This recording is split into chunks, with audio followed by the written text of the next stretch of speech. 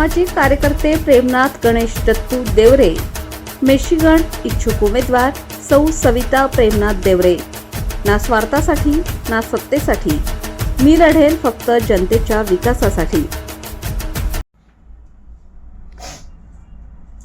सटाणा नगरपालिकेच्या नगराध्यक्षपदासाठी रुपाली कोठावदे आघाडीवर, शहरात चौकसभांचा धुरळा, व्यापारी वर्गाकडून उत्स्फूर्त पाठिंबा। बातमी सटाणा इथून। सटाणा नगरपालिकेच्या आगामी निवडणुकीत थेट नगराध्यक्षपदासाठी उभ्या असलेल्या रुपाली कोठावदे यांनी प्रचाराची जोरदार धडाकेबाज सुरुवात केली असून संपूर्ण शहरात त्यांच्या चौकसभांचा अक्षरशः धुरळा उडाला आहे। प्रत्येक प्रभागात आयोजित केल्या जात असलेल्या सभा, घराघरातील भेटी आणि थेट लोकसंपर्क मोहिमेमुळे कोठावदे यांनी प्रचारात भक्कम आघाडी घेतली आहे। रुपाली कोठावदे यांच्या सभांना मिळणारी गर्दी, जनसंपर्कातून मिळणारा प्रतिसाद आणि विशेषतः व्यापारी वर्गाची उघड पाठराखण यामुळे त्यांच्या समर्थनात आणखी वाढ झाल्याचे दिसून येत आहे। शहरातील बाजारपेठा, गल्लीबोळ आणि व्यापारी प्रतिष्ठानांमध्ये कोठावदे यांच्या संवाद कार्यक्रमांना मोठा उत्साह लाभत आहे। व्यापार, कर सवलती, पायाभूत सुविधा, स्वच्छता आणि शहर विकासाबाबत त्यांनी मांडलेली ठोस भूमिका व्यापाऱ्यांच्या अपेक्षांना पूरक ठरत असल्याने त्यांना या वर्गाचा ठाम पाठिंबा मिळत आहे। शहरातील महिलांनीही कोठावदे यांच्या नेतृत्वावर विश्वास दाखवत त्यांच्या प्रचार मोहिमेत सक्रिय सहभाग नोंदवला आहे। तरुण मतदारांमध्येही त्यांच्या आधुनिक, पारदर्शक आणि विकासाभिमुख भूमिकेबद्दल सकारात्मक चर्चा होत असून नव्या नेतृत्वाची गरज लक्षात घेता कोठावदे यांना व्यापक प्रतिसाद मिळत आहे। निवडणुकीचे दिवस जवळ येत असताना शहरातील वातावरण अधिक तापू लागले आहे। मात्र आतापर्यंतच्या प्रचारातून रुपाली कोठावदे यांनी नगराध्यक्षपदाच्या स्पर्धेत आपले स्थान अधिक मजबूत केले असून त्यांच्या भोवती निर्माण झालेली जनसमर्थनाची लाट, निवडणुकीचे समीकरण त्यांच्या बाजूने झुकवत असल्याचे स्पष्ट संकेत मिळत आहेत। वृत्तसंकलन रफिक सय्यद।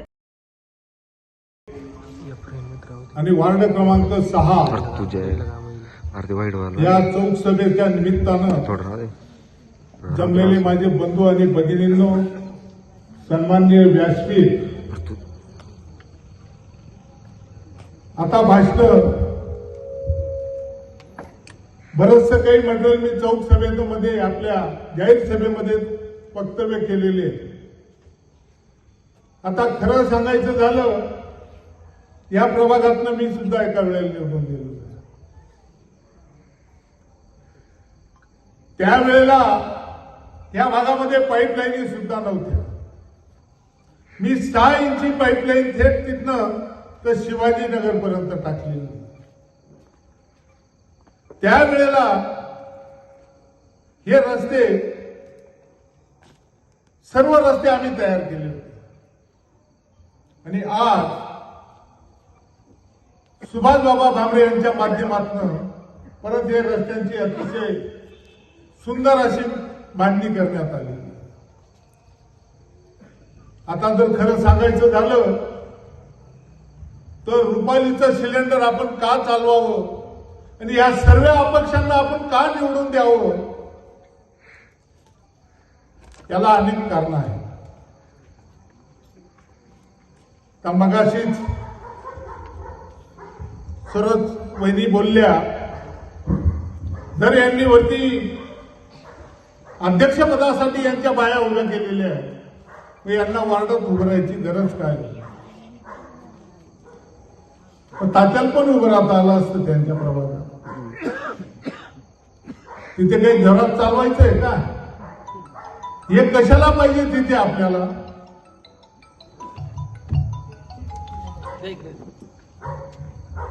हे कशाला पाहिजे आपल्याला तिथे? हेच काय, मी यांचा भरून ओवापोह त्या सभेमध्ये केलेला आहे। त्यांच्या विरोधात जेवढं बोललं तेवढं कमीच आहे। पण मी या सुज्ञ जनतेला एकच आवाहन करू शकतो, बरेच जण आमचे संबंधित मित्रपरिवार इथे राहतात, त्यांना मी एक आवाहन करतो, या सर्व अपक्षांना निवडून स्वच्छ आणि सुंदर कारभार, पारदर्शक कारभार हेच करू शकतात। कारण त्यांचा कारभार ते दोघं मागच्या वेळेला सभागृहात होते। चोराचा भाऊ चोर, सगळ्या लुटारूची टोळी आहे आणि आता तर नवीन त्यांनी भरती केलेली, फार सुंदर भरती। काल परवा त्यांच्या पोरांनी परवानं प्रवेश घेता तिकीट घेतली, त्यांनी काल आजच्या सभेमध्ये त्यांनी प्रवेश केले. कोणी राष्ट्रवादीमधनं प्रवेश करतोय, कोणी काँग्रेसमधनं प्रवेश करतोय.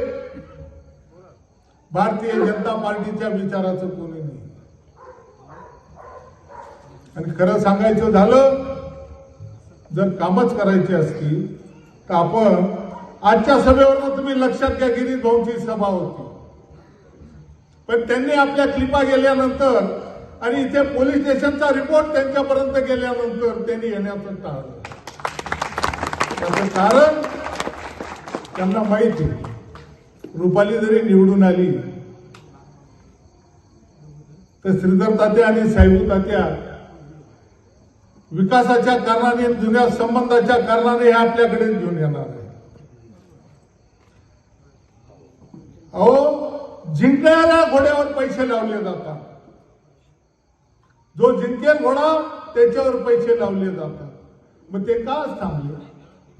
याचं कारण ही विजयाची खात्री त्यांना आली. त्यांनी पाहिलं की सर्व सदनाचे त्यावेळेला सुद्धा ते बोलत होते की ठीक आहे, रुपाली आज पुढेच आहे, पण आपल्या आमदारांच्या अट्टासामुळे तिकीट सुनील मोरेला गेलं आणि त्या माध्यमातून पक्षाला पराभव पाहावा लागला. 40 वर्षापर्यंत मान्य केलेला पक्ष आम्ही हा, पण यांच्या आडमुठ्या धोरणानं चांगल्या माणसांना संधी न देता चोराचा भाऊ चोर म्हणून हे सगळे जवळ आलेले. आणि ती नगरपालिका आपला कर सरकारकडे जो आपण पैसे कर रूपाने देतो त्याचा हे सत्यानाश लावतायत, स्वतःचे घर भरतात. त्याच्यामुळे रुपाली शिक्षित आहे, तिला मार्केट कमिटी चालवण्याचा अनुभव आहे, तिने मर्चंट बँक चांगल्या पद्धतीने चालवलेली आणि मिटाऊनच्या माध्यमातून अनेक स्त्रियांना तिने जमा करून अनेक असे उद्योग तयार केलेले. काय पाहिजे? अहो, तुमच्याजवळ काय क्वालिटी आहे? एकाच्या बाईला बोलता येत नाही, दुसऱ्याची बाई कसं तरी बोलते आणि हे खाली उभं राहून परत एकमेकाच्या विरोधात लढतायत. हा जो पाडला, माझी बाजू निवडली, तुम्ही एकटा राहणार आहे. हे कशाला उपाध्या पाहिजे? याचा अर्थ असाच होतो, स्वतःच्या स्वार्थासाठी हे आपल्या सगळ्या शहराला फाशीवर द्यायला निघाले. आणि मी इथल्या जनतेला एकच सांगू शकतो, घराघरातनं सगळे ऐकताय. महेशने आता सांगितलं भुयारी गटारी कशा मंजूर होतात. बरोबर आहे, 135 लिटर पाणी लागतं. मी पण 2001 पासून नगरपालिकेचा कारभार बघतो. ज्या वेळेला आपण केळझरचं पाणी आणलं त्यावेळेला सुद्धा त्याला हे आउटलेटचं पाणी टाकण्यासाठी किमान 4 ते 5 एकर जमिनीचा तुकडा लागतो, भूखंड लागतो. त्याच्यात ते सर्व टाकून तिथून शुद्धीकरण करून ते पाणी शेतकऱ्यांना विकलं जातं. आणि जर ते पाणी आपण हा सगळ्याचा मैला जर कधी नदीत सोडला तर आपल्या नद्या प्रदूषित होतील. हे सगळ्या गोष्टी घडतात. त्याच्यामुळे त्याला त्याच्यासाठी भूखंड लागतो.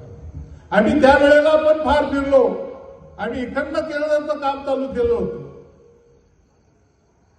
तर त्यावेळेला जरी ती 4-5 एकर जमीन मिळाली असती तर आम्ही तो प्लॅन तिथे तयार करून इकडनं का असे ना, आता जरी ही पाईपलाईन झाली तरी पण 135 लिटर पर मॅन पाणी गेल्याशिवाय मंजूरच होत. दुसरी गोष्ट ती केंद्राची योजना आहे. केंद्राची योजना आहे. तुमचं सुरळीत पुण्याचं पाणी होऊ द्या, नुसता प्रस्ताव टाकायची गरज असते, ऑटोमॅटिक मंजूर होते. काय तिथे कोणाची ताकद लावायची गरज नसते. या सगळ्या माध्यमातून आम्ही गेलेलो, लोक भूलतापा मारतात. आम्ही मंजूर करून ठेवलेली आहे, सगळं झालेलं आहे, काही नाही होत. अजून पाणीच नाही तर मंजूर कुठून होणार? आणि जर या शहराचा चेहरामोहरा बदलायचा असेल तर रुपाली आणि तिच्या टीमला सगळ्यांनी निवडून द्या.